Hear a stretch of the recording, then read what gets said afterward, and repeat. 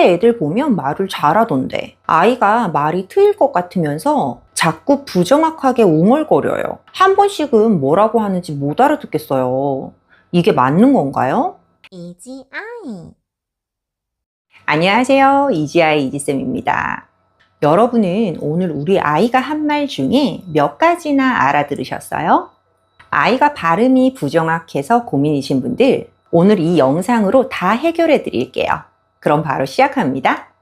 이지아이를 찾아와 주시는 여러분들이 요즘 댓글로 고민을 많이 얘기해 주시는데요. 아이의 발음 때문에 고민이신 분들이 엄청 많더라고요. 아이가 무발화 시기를 벗어나려는지 말을 조금씩 하기는 하는데 발음이 너무 안 좋다. 또 외계어처럼 막 말한다. 특정 발음이 잘 안 되는 것 같다. 이런 고민들이 많으셨어요. 여러분, 아이가 태어나서 말을 시작했을 때 우리 어른처럼 또박또박 말하는 아이를 본 적 있으세요? 아마 없으실 겁니다. 아이는 처음부터 어른처럼 정확하게 말하지는 못해요. 그건 여러분도 잘 알고 계실 겁니다. 그럼 우리 아이가 어느 정도 말을 해야 발음이 좋은 걸까? 또 어느 정도 말해야 발음이 괜찮은 수준인 걸까? 이걸 좀 알고 계셔야겠죠? 조금 커서도 이 발음이 안 잡히는 경우가 있어요. 이 발음까지 다 잡아줘야 비로소 언어 발달이 완성됐다고 볼 수도 있을 거예요. 아이가 막 옹알이를 하다가 첫낱말, 저 이지쌤이 초어라고 알려드렸었죠? 의미를 갖는 첫낱말을 하는 시기가 돌, 12개월 즈음이다 라고 알려드렸었어요. 이 초어가 시작되는 시기는 우리나라뿐만 아니라 외국의 많은 연구들에서도 공통적으로 12개월 전후다라고 많이 보고를 해요. 참 신기한 게 나라마다 언어가 다 다른데 아이들이 초어를 처음 표현하는 시기는 비슷하게 12개월인 거죠.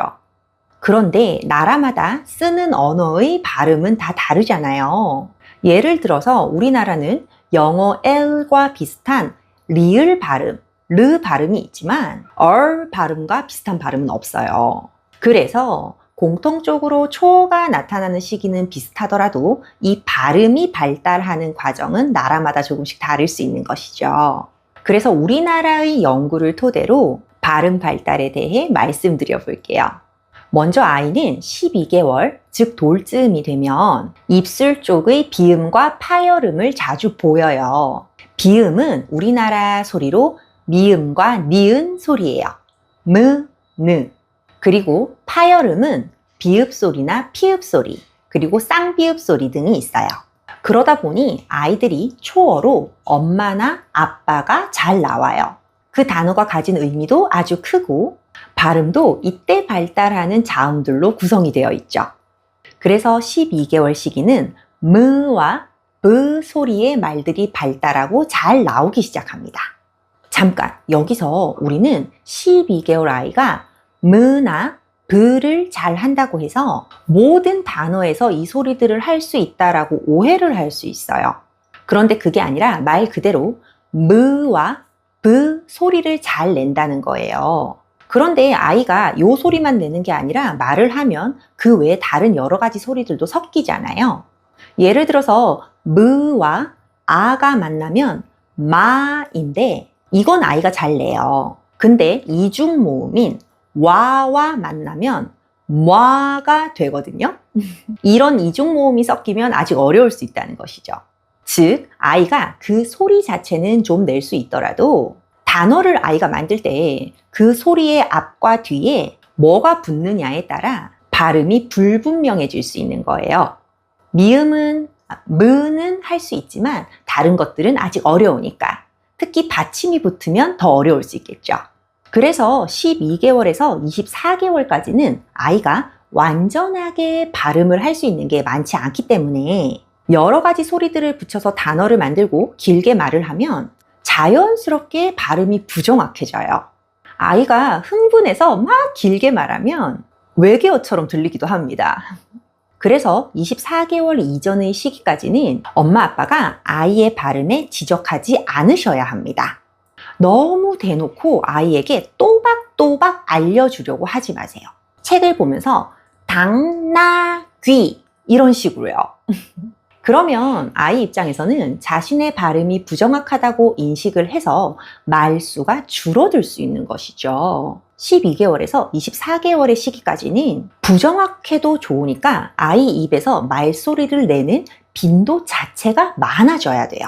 즉, 많이 말하고 아이가 시끄러워야 합니다. 무조건 시끄러워야 해요. 그래야 이게 계속 쓰면서 좋은 기관에 힘이 생기고 힘이 생기면 발음이 정확해지게 되는 거예요. 이지쌤이 여러 영상에서 많이 말씀드리죠. 아이는 시끄러워야 합니다.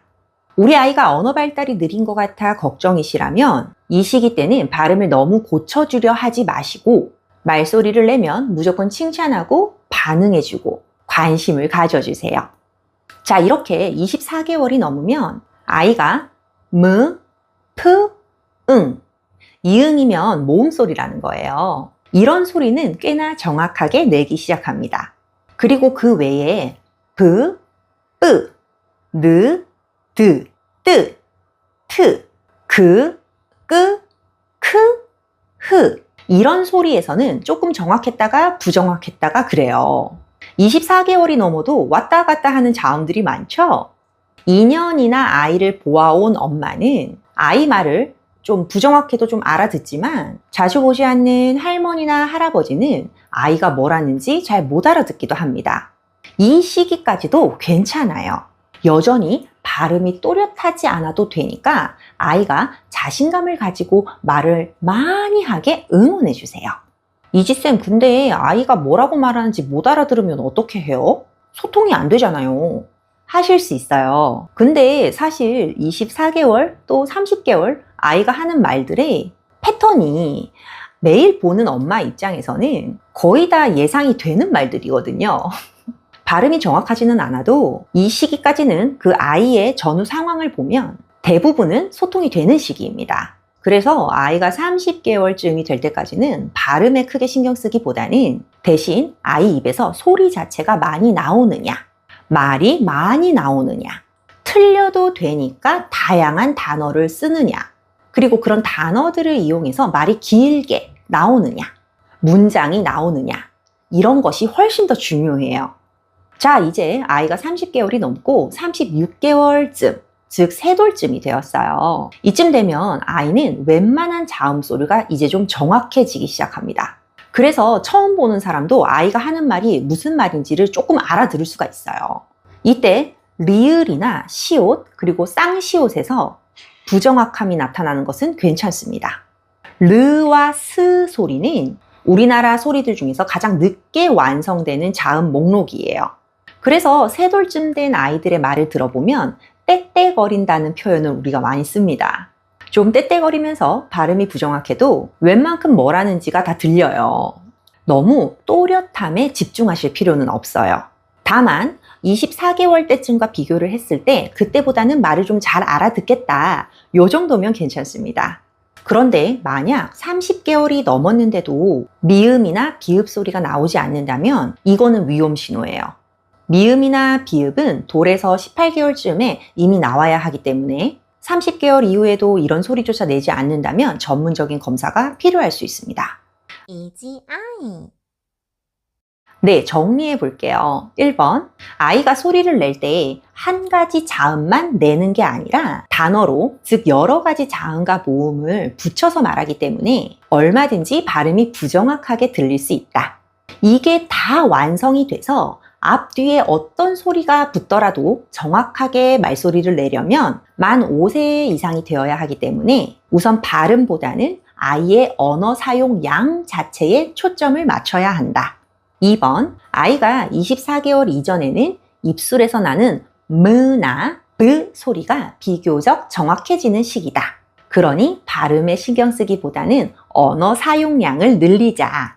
3번, 24개월이 지나면 조금 더 정확해지는 소리가 많아진다. 그래도 오류는 계속 있으니까 발음에는 걱정 말고 우선 단어의 양과 문장을 많이 말하도록 해주는데 더 초점을 두자. 4번, 36개월이 넘어가면 더 정확해지는데 가장 마지막에 발달하는 건 리을과 시옷이다. 그러니 리을, 시옷, 쌍시옷은 조금 부정확하더라도 너무 신경 쓰지 말고 신나게 대화 나누며 언어 능력을 높여주자입니다. 오늘은 이렇게 아이의 발음에 대한 이야기를 나누어 보았는데요. 내용이 도움되셨을까요? 만약 우리 아이가 언어가 조금 늦고 발음이 부정확하다면 가정에서는 이 입술을 많이 쓰는 놀이부터 진행해 주시는 것이 좋아요. 이런 놀이들에 대해서도 저 이지쌤이 알려드리려고 열심히 준비하고 있어요. 가정에서도 할 수 있는 맞춤 방법들을 추후 소개해 드릴 테니까요. 관심 있으신 분들은 구독과 좋아요 부탁드립니다. 그럼 저 이지쌤은 다음 영상에서도 아이 발달을 돕는 내용으로 찾아뵙도록 할게요. 감사합니다. 안녕!